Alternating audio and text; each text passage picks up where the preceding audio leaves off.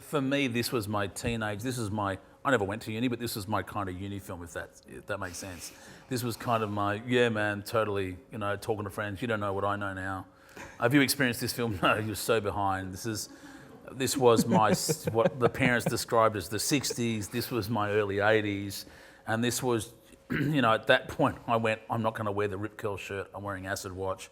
It was, you know what I mean? It was honestly that. This was my uni moment.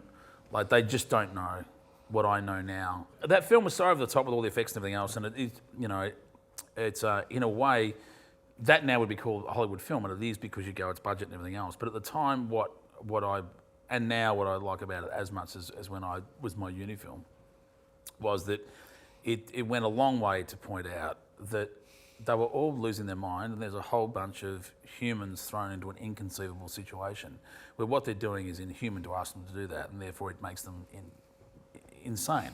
Mm-hmm. And nowadays, I think if they would try to make that film again, what it would be is he would be there going, "You smell that? That is victory."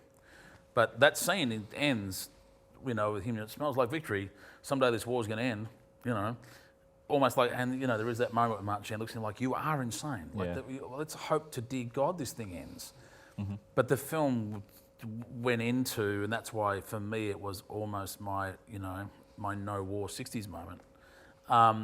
Was it just showed how insane it was to that massive background of action. So it was my activist film, even though it was completely over the top. That was what made it for me, unbelievable.